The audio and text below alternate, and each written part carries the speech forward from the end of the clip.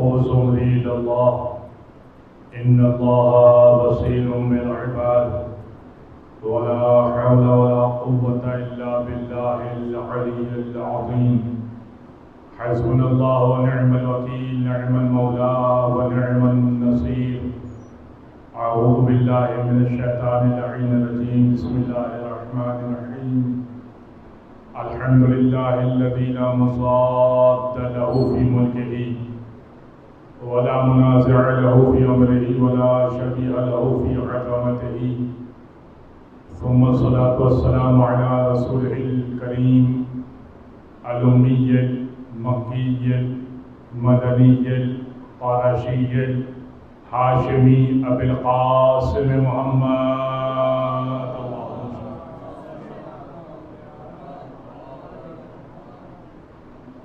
وعلى أهل بيته الطيبين الطاهرين واللعنة الدائمة على أعدائهم أجمعين من يوم ظلمهم وعداوتهم إلى قيام يوم الدين أما بعد فقد قال الله سبحانه وتعالى في محكم كتاب المبين بسم الله الرحمن الرحيم إنما يريد الله ليذهب عنكم الرجس أهل البيت ويطهركم تطهيرا.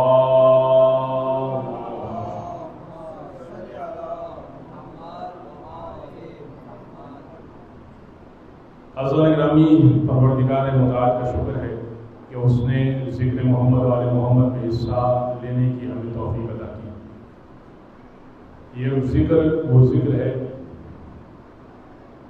کہ جس کی وجہ سے ہمارے کئی ایک معاملات درست ہوتے ہیں، کئی ایک مسائل حل ہوتے ہیں. آپ غور کیجئے کہ مولانا رضا نے کیا خوبصورت بات کی. ریان بن شبیب سے کہا تھا ان كنت باقيا لشيء فابق للحسين. اگر کسی چیز پر رونا آ جائے، کتنی ایسی چیزیں ہوتی ہیں جو انسان کو زندگی میں رونا آتا ہے. بہت سارے معاملات ایسے ہوتے ہیں کہ انسان کا دل بھر آتا ہے. امام نے فرمایا تھا کہ ان كنت باقيا لشيء فابق للحسين. اگر کسی شے پہ رونا آئے، کسی چیز پہ رونا آئے، فابق للحسين، تو حسین سزاوار ہے کہ ان پہ رویا جائے. اس لیے کہ وہ مصیبت جو تمہاری زندگی میں آ رہی ہے، جس پہ تمہیں رونا آ رہا ہے، اس سے کہیں بڑی مصیبت حسین کے گھر میں کسی انداز سے آ چکی. پھر مولانا رضا کی بہت طویل حدیث ہے، کچھ باتیں میں بیان کر دیتا ہوں. بہت ہی کمال کی حدیث ہے وہ. امام نے فرمایا تھا کہ اگر تو چاہتا ہے کہ اگر تیری خواہش ہے کہ تجھے وہ ثواب ملے مثل لمن استشهد مع الحسین، شہدائے کربلا والوں کا ثواب تجھے ملے. دیکھیں، اگر ہم امام حسین کے دور میں ہوتے تو یقیناً امام حسین کا ساتھ دیتے. ایسا ہی ہے نا؟ لیکن اب تو نہیں ہے. اب یہ 2025 چل رہا ہے. اور اس وقت جب مولانا رضا کا دور تھا، اس وقت بھی جب مولانا رضا کے سامنے پسر شبیب بیٹھا ہوا ہے، فرزند شبیب بیٹھا ہوا ہے، تو امام نے کہا کہ آٹھویں امام کا دور ہے. امام نے کہا کہ اگر تو چاہتا ہے، اور یہ ظاہر سی بات ہے کہ یہ حدیث آگے یہاں تک پہنچنے کی، امام نے کہا کہ اگر تو چاہتا ہے کہ شہدائے کربلا والا ثواب ملے تو کیا کیا کر؟ ایک جملہ کہا کر، یا لیتنی کنت معکم فافوز فوزا عظیما. اے کاش میں آپ کے ساتھ ہوتا تو بلند درجوں پر فائز ہوتا. اور یہ جملہ آپ زیارت وارثہ میں بھی پڑھتے ہیں، یا لیتنی کنت معکم فافوز معکم، اس طرح سے پڑھتے، لیکن فافوز فوزا عظیما، فافوز فوزا عظیما، بلند درجے پر آپ کے فائز ہو جاتا. کیونکہ شہدائے کربلا کو جو ثواب ملنا ہے، جو شہدائے کربلا کا مرتبہ ہے، وہ مرتبہ کسی اور کو نہیں ملنے والا، لیکن مل سکتا ہے اگر یہ جملہ زبان پر جاری کر دیا جائے. پھر امام نے کہا ان کنت معنا فی الدرجات العلی، اگر تیری یہ خواہش ہے کہ ہمارے ساتھ بلند درجوں پہ رہے. مولانا رضا نے فرمایا لیکن ایک یہ ہے کہ انسان جنت میں داخل ہو جائے گا، وہ ہر کلمہ وہ داخل ہو جائے گا، لا الہ الا اللہ محمد رسول اللہ کہہ دے گا، تو کہیں نہ کہیں کسی نہ کسی طرح سے جنت میں داخل ہو جائے گا، حساب کتاب ہو جائے گا. تو اپنے گناہوں کی کل خلاصی کرانے کے بعد تو آخر میں جنت میں داخل ہوگا نا. اس لیے کہ جہنم تو مشرکین کے لیے، جہنم تو شرک کرنے والوں کے لیے، جہنم تو پروردگار کی توحید کا اقرار کرنے والوں کے لیے نہیں بنی ہوئی. تو کسی نہ کسی اعتبار سے جنت میں داخل ہو جائے گا.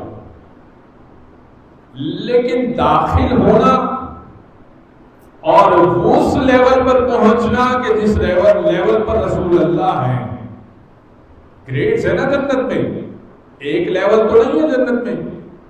جس طرح ایک عام سی اسکول بھی ہوتی ہے، تو اسکول کے گیٹ میں داخل ہو گئے تو اسکول میں تو داخل ہو گیا، لیکن پرنسپل کی کرسی تک پہنچنا یہ ایک مرحلہ ہے نا. کہ اگر آپ کا ویژن ہے، آپ کی سوچ ہے کہ مجھے پرنسپل کی کرسی پر اگلا پرنسپل مجھے بننا ہے، تو آپ اسکول کے گیٹ پہ داخل ہو جائے تو یہ کام نہیں بنے گا. پرنسپل کی کرسی پر اگلا پرنسپل آپ کو بن کر بیٹھنا ہے، اس کے لیے بہت محنت کرنی پڑے گی. پرنسپل تو بہت دور کی بات ہے، اگر وہاں پر ٹیچر بھی لگنا ہے تو بہت محنت کرنا پڑے گی. ٹیچر بھی بہت دور کی بات ہے، ایک اسسٹنٹ بھی بننا ہے وہاں پر تو آپ کو محنت کرنا پڑے گی. فقط داخل ہو جانا کمال نہیں ہوگا، لیکن داخل ہو جانے کے بھی کچھ رولز ہیں. مثال کے طور پر آپ نے بے ڈھنگا لباس نہ پہنا ہو، ایک پراپر لباس پہنا ہوگا تو اسکول میں آپ کو داخل ہونے دیں گے. آپ اسکول ٹائمنگز میں انٹر ہوں گے تو اسکول میں داخل ہونے کی اجازت مل جائے گی. 8 بجے سے 1 بجے تک اسکول کھلا ہوتا ہے، تو 1 بجے سے پہلے آپ داخل ہو جائیں گے تو اسکول میں داخلہ مل جائے گا. بہت آسان سی مثال دیتا ہوں تاکہ آپ کو سمجھ میں آ جائے. تو اگر اتنا بھی رول فالو کریں گے تو اسکول میں تو داخل ہو جائیں گے، لیکن کیا اسسٹنٹ لگ جائیں گے؟ نہیں لگیں گے. ٹیچر لگ جائیں گے؟ 8 بجے سے 1 بجے کے درمیان داخل ہو گئے، نہیں، ٹیچر نہیں بنیں گے. اس کے لیے بڑی محنت چاہیے، اس کے لیے ڈگری چاہیے، اس کے لیے انٹرویو پاس کرنا ضروری ہے، وہاں پر ویکینسی خالی ہونا بھی ضروری ہے. یہ ساری شرطیں ہیں نا. اور پرنسپل لگ جائیں گے؟ نہیں، اس کے لیے تو بہت بڑی شرائط ہے. تو ایک اسکول میں اتنے مسئلے مسائل ہیں کہ آپ کو اگر ٹیچر لگنا ہے اور اس مقام تک پہنچنا ہے تو یہ مسئلہ ہے. تو کیا جنت میں رسول اللہ کے برابر میں بیٹھنا ہو تو ایزیلی لا الہ الا اللہ محمد رسول اللہ کہہ دیا تو کافی ہو جائے گا. آپ کہیں کہ میں جنت کے دروازے سے انٹر ہو گیا، رسول اللہ کہاں ہے مجھے ملوائیے، فرشتے روک دیں گے حضور بس آپ کا یہی لیول تھا، آپ نے لا الہ الا اللہ محمد رسول اللہ کہا تھا، یہاں سے یہاں تک ہی آپ کی ایکسس ہے. اس سے آگے متقی جائے گا، اس سے آگے کسی نے کوئی اسپیشل کام کیا ہوگا ہو جائے گا، اس سے آگے کوئی اور شہید ہو جائے گا. کہاں رسول اللہ ہوں گے، کہاں ایک کلمہ گو ہوگا. بہت آسان سی بات کہہ دی. اب یہ بات اگر سمجھ میں آ گئی تو آپ مولانا کی حدیث سمجھیے گا. امام نے فرمایا ان کنت معنا فی الدرجات العلی فاحزن لحسننا وافرح لفرحنا وعلیک بولایتنا. دیکھ اگر تو چاہتا ہے نا کہ ہمارے ساتھ بلند درجوں پہ چلا جائے، جنت میں داخل نہیں ہو، بلند درجوں پہ آ جائے، اہل بیت کے ساتھ بلند درجوں پر آ جائے، فاحزن لحسننا وافرح لفرحنا وعلیک بولایتنا. 3 شرطیں. ہمارے غم میں غمگین ہو جایا کر، ہماری خوشی میں خوش ہو جایا کر، وعلیک بولایتنا. اور غم میں غمگین ہو جانا کافی نہیں ہے، خوشی میں خوش ہو جانا بھی کافی نہیں ہے، غم میں غمگین ہو جائیں. 10 محرم پہ بہت سارے مسلمان سبھی لگاتے ہیں. 10 محرم پہ بہت سارے مسلمان امام کی نیاز کرتے ہیں, بہت قابل احترام ہے. غم میں غمگین ہوتے ہیں, خوشی میں خوش ہو جائیں. 13 رجب کو مولا علی کی ولادت پہ بہت مسلمان خوش ہوتے ہیں. تیسری شرط مولا نے فرمائی وعلیک بولایتنا, تجھ پر واجب ہے کہ ہماری ولایت رکھ. یعنی کیا مطلب؟ ولایت اور محبت رکھ. محبت کا تقاضا یہ ہے کہ جب ہم سے جڑ جا تو ہمارے دشمنوں سے بیزاری کا اظہار کرتا رہے گا.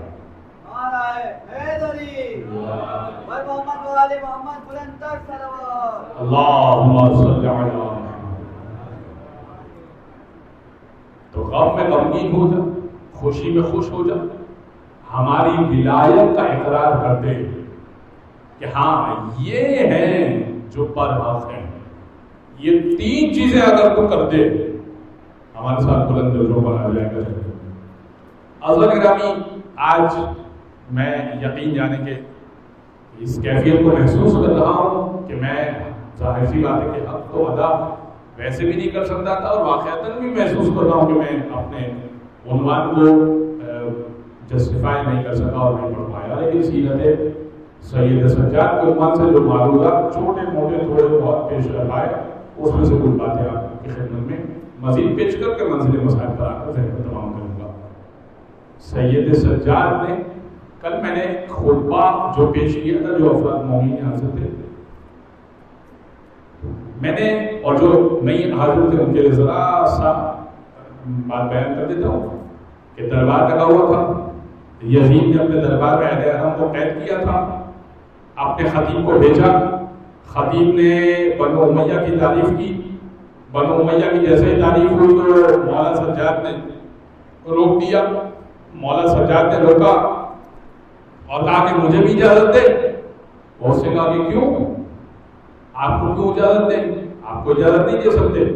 تو جو مجمع جمع تھا اس سے کہا کہ بھائی یہ تو قیدی ہے, ان کو اجازت دے دے, یہ تو تیرا قیدی ہے. مجمع کو نہیں معلوم تھا کہ یہ اہل بیت ہے. تو خود ہی یزید بولا کہ یہ اہل بیت ہے, ان کے اندر علم کوٹ کوٹ کے بھرا ہے. اور اس کے بعد سید سجاد نے اپنا تعارف کروایا تھا. میں نے کچھ بات پیش کی تھی, آج تھوڑا سا آگے خطبہ پیش کروں گا جتنا پیش کر پایا. امام نے فرمایا تھا ایھا الناس اوتینا ستن وفضلنا بسبع. اللہ نے 6 چیزیں عطا کی, 7 چیزوں کی وجہ سے ہمیں فضیلت عطا کی. 6 چیزیں میں کل پیش کر چکا تھا, دوہرا دیتا ہوں. اللہ نے علم عطا کیا, حلم برداشت عطا کی. اوتینا العلم والحلم والسماحۃ والفصاحۃ والشجاعۃ والمحبۃ فی قلوب المؤمنین.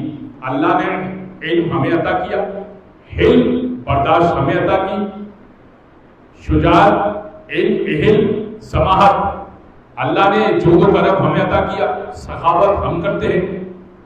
والفصاحت فصاحت ہم بیان کر سکتے ہیں. فصاحت کیا چیز ہوتی ہے؟ یعنی کمال کا بولتے ہیں ہم جیسا کوئی بول نہیں سکتا. والشجاعت شجاعت ہمارے پاس ہے, ہم مرد میدان ہیں. والمحبت فی قلوب المؤمنین اور مومنین کے دلوں میں محبت ہماری رکھی ہے. یہ 6 چیزیں میں نے آپ کی خدمت پیش کی. سماحت, فصاحت, شجاعت, محبت قلوب المؤمنین. یہ بیان کرنے کے بعد سید سجاد نے کہا وَفُضِّلْنَا بِالسَّبْعِ, اور 7 چیزوں کی وجہ سے اللہ نے ہمیں فضیلت عطا کی. یعنی کائنات میں ہم اہل بیت کے پاس 7 چیزیں ایسی ہیں جو کسی کے پاس نہیں ہیں.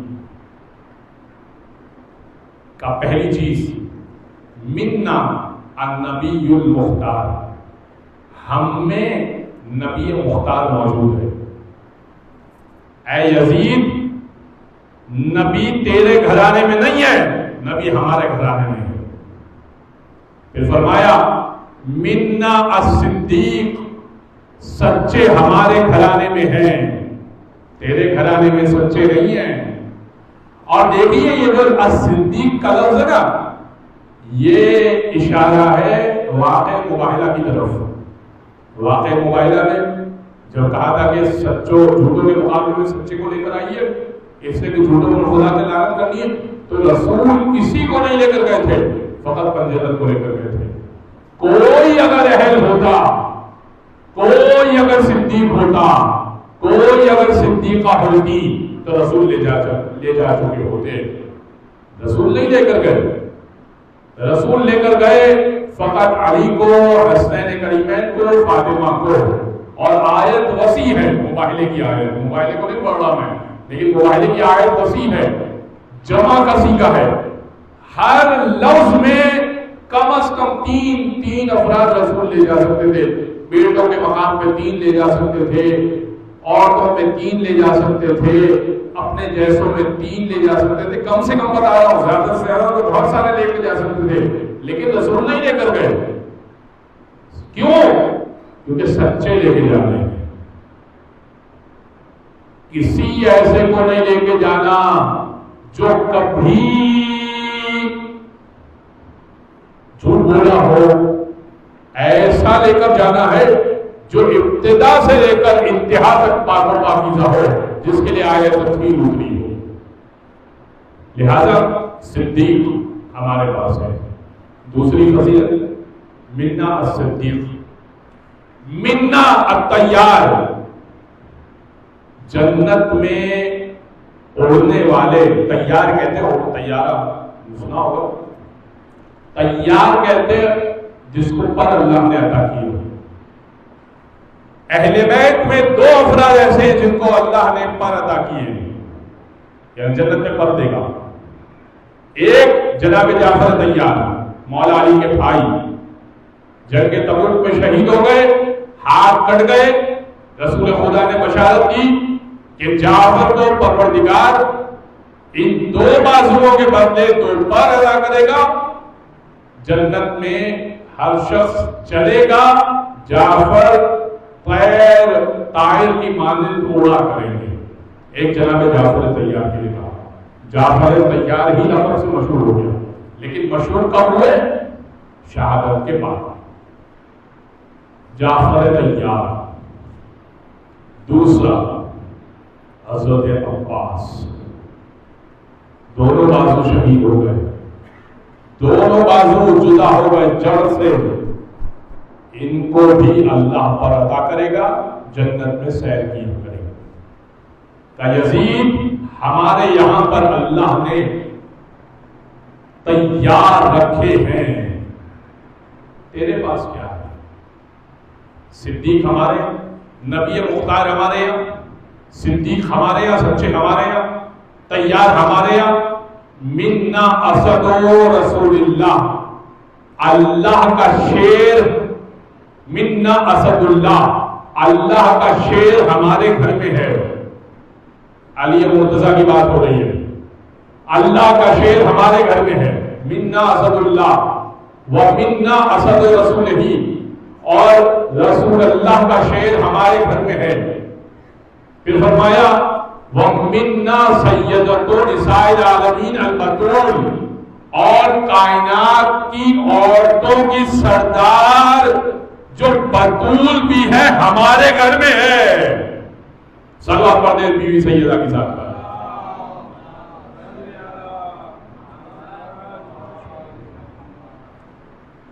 کائنات میں عورتوں کی سردار ایک ہی ہے اور کوئی دوسری نہیں ہے۔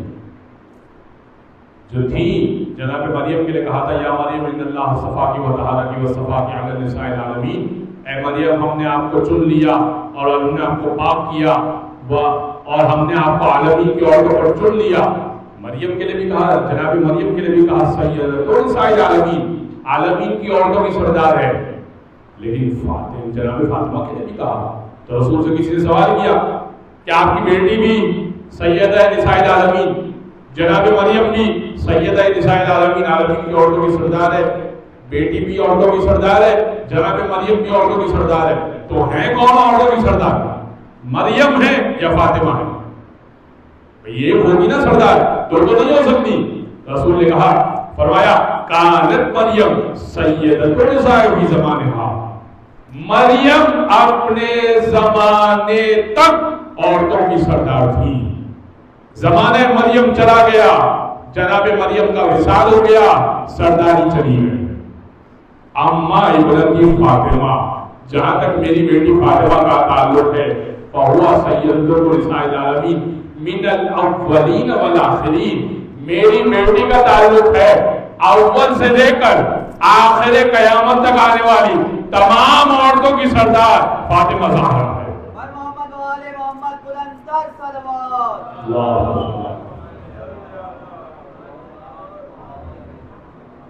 تو مولا سرکار نے فرمایا رسول ہم میں سے، سچے ہم میں سے، تیار ہم میں سے، جنت میں اڑنے والے ہم میں سے، اللہ کا شیر ہم میں سے، رسول اللہ کا شیر ہم میں سے، بطول ہم میں سے۔ آخری بات کہی رسول خود سید سجاد نے فرمایا وَمِنَّا سَيَّدِ شَبَابِ أَهْلِ الْجَنَّةِ، اور جنت کے جوانوں کے سردار ہم میں سے۔ بھائی نبی بھی ہم میں ہیں، عورتوں کی سردار بھی ہم میں ہیں، سچے بھی ہم میں ہیں، جنت میں اڑنے والے بھی ہم میں ہیں، اللہ کے محافظ بھی ہم میں ہیں، رسول کے محافظ بھی ہم میں ہیں۔ رہ کیا گیا؟ جنت کی سرداری، جنت کے سردار بھی ہم میں ہیں، الحسن والحسین، جنت کے سردار جو حسن حسین ہے نا وہ بھی ہم میں ہیں۔ تیرے پاس کیا ہے؟ کیا بچا تیرے پاس؟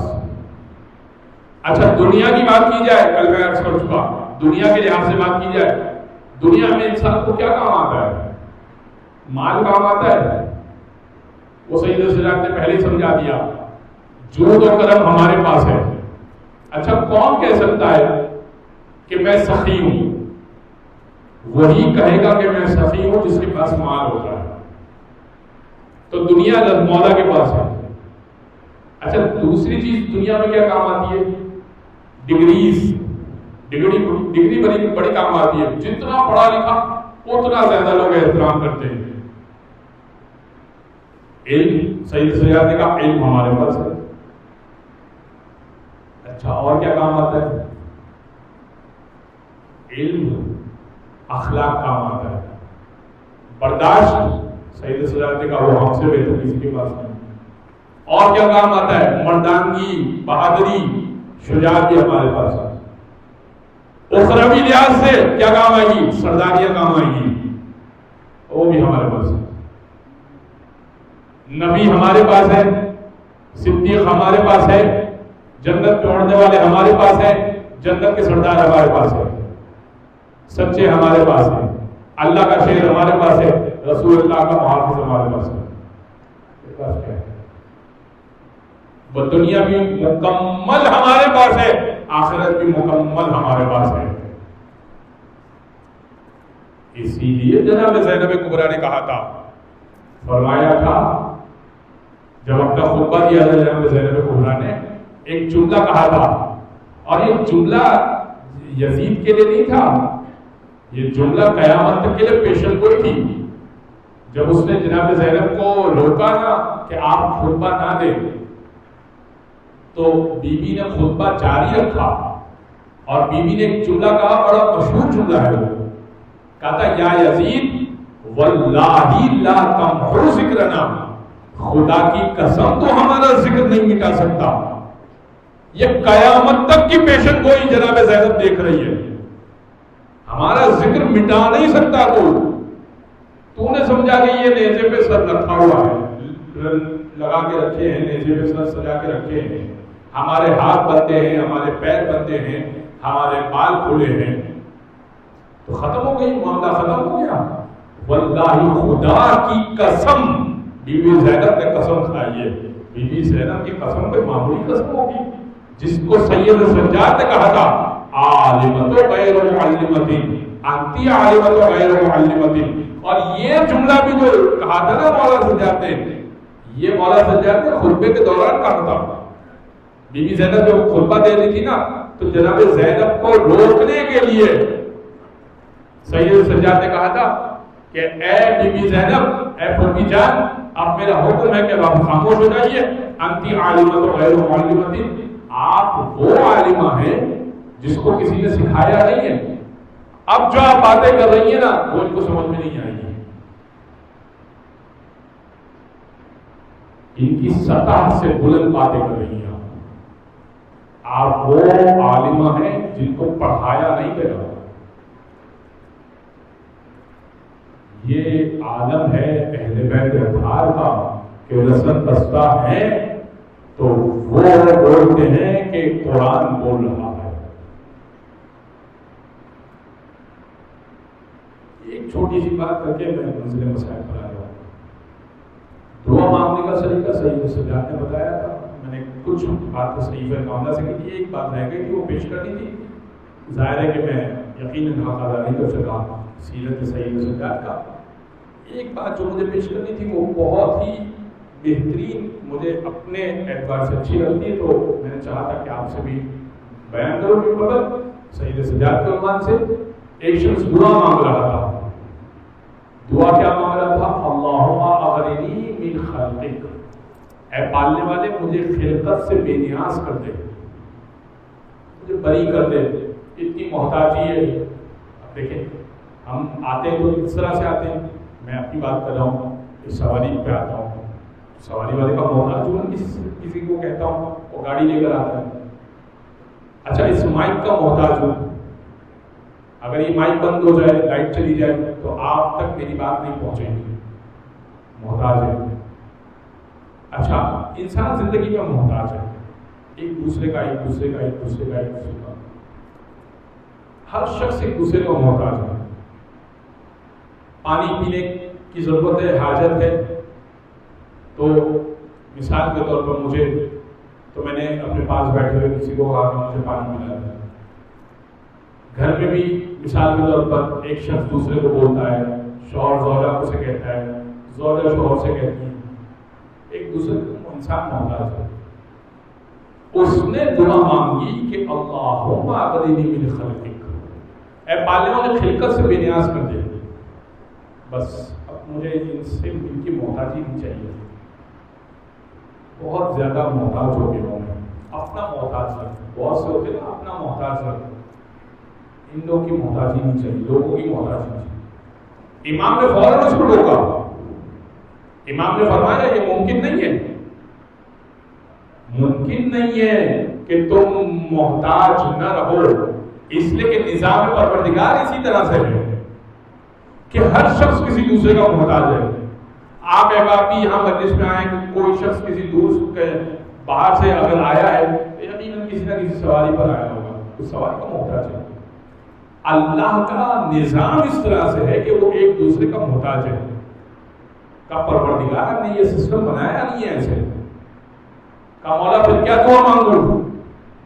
امام نے فرمایا دعا یوں مانگا کر، اللہم اغننی من شرار خلقک، اے پالنے والے خلقت کے شریر لوگوں سے محفوظ رکھ. شریر لوگ بھی تو ہوتے ہیں نا، تنگ کرنے والے، پریشان کرنے والے. ایسے لوگ بھی تو ہوتے ہیں نا جو ہر وقت پریشان کرتے ہیں، بات پہ پریشان کرتے ہیں. کہ یہ دعا بالکل ٹھیک ہے کہ اے پروردگار شریر لوگوں سے محفوظ رکھ. بڑا پریشان کر کے رکھا ہے لوگوں نے. یہ دعا مانگا. یہ دعا غلط ہے کہ پروردگار بے نیاز کر دے. بے نیاز وہ فقط وہ ذات ہے، پروردگار کی ذات بے نیاز ہے. تم بے نیاز بن ہی نہیں سکتے، تم کو نیاز مند رہنا پڑے گا. ہاں اتنا ہو سکتا ہے کہ شریر لوگوں سے جان چھوٹ جائے گی اگر تم اس دعا کو پڑھنا شروع کرو. عزیزان گرامی باتیں بہت تھی لیکن بہرحال میری زحمت یہیں تک تھی اور آپ افراد کی بھی زحمت یہیں تک تھی. بہرحال مجالس کا سلسلہ یہاں سے جاری رہے گا. اس بارگاہ میں مجالس کا سلسلہ آگے بھی ہے.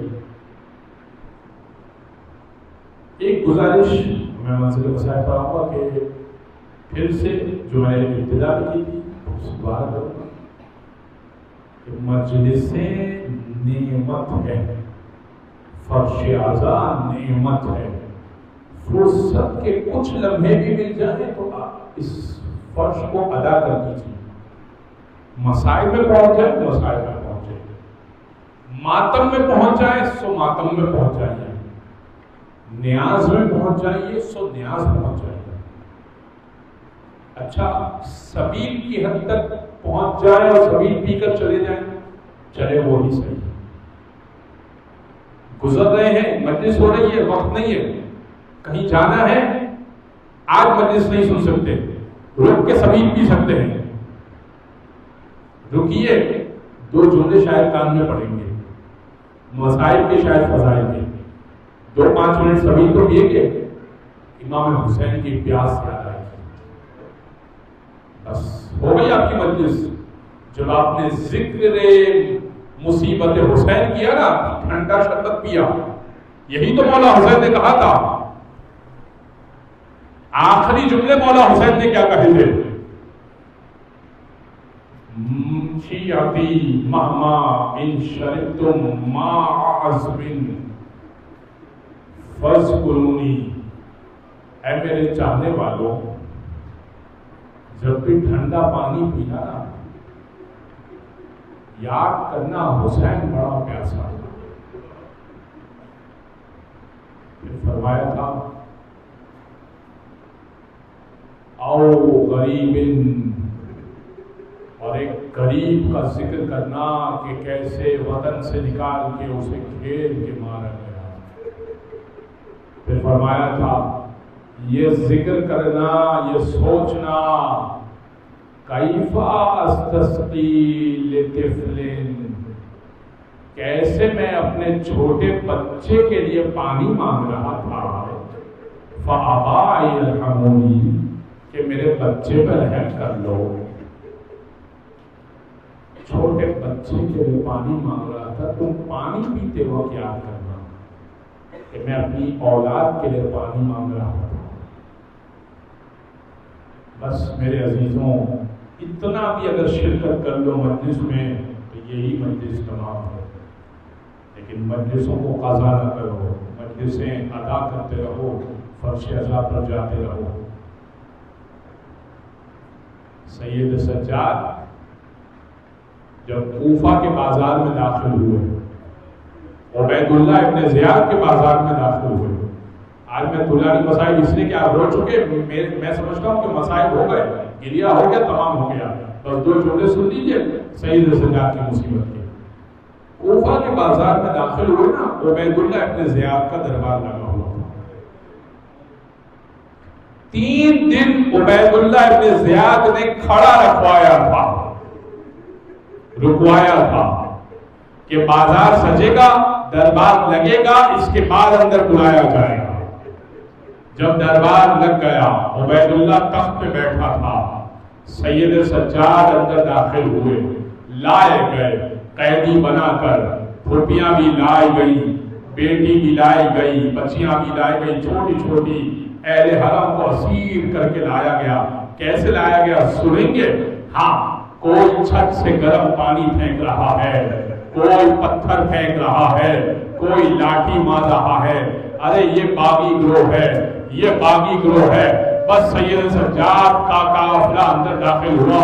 ایک شخص آگے بڑھا، آگے بڑھ کے کہنے لگا اے سید سجاد، میں اس وقت بھی موجود تھا جب مسلم ابن عقیل کو عبید اللہ ابن زیاد کے دربار میں لایا گیا تھا، اور میں اس وقت بھی موجود تھا جب آپ کو عبید اللہ ابن زیاد کے دربار میں لایا گیا. میں نے دیکھا تھا عبید اللہ ابن زیاد کے سامنے مسلم ابن عقیل کا سینہ چوڑا تھا، شانے اچکے ہوئے تھے، سر اٹھا کے بات کر رہے تھے، آنکھوں میں آنکھیں ڈال کے بات کر رہے تھے. مگر سید سجاد، میں نے آپ کا رویہ دیکھا، چہرہ جھکا ہوا تھا، شانے ڈھلکے ہوئے تھے، سینہ نیچے کی جانب تھا. آج یہ رویوں میں فرق کیوں ہے؟ آپ بھی بہادر کے بیٹے، مسلم بھی بہادر کا بیٹا، یہ دونوں رویوں میں فرق کیوں ہے؟ امام نے کہا مسلم جب آئے تھے تنہا آئے تھے، میرے ساتھ میری پھوپھیاں تھی، میری بہنیں تھی، میری مائیں تھی. الا ولعنت الله على القوم الظالمين وسيعلم الذين ظلموا أيام منقلب ينقلبون. باب عظیم توسل کو اپنی بارگاہ میں قبول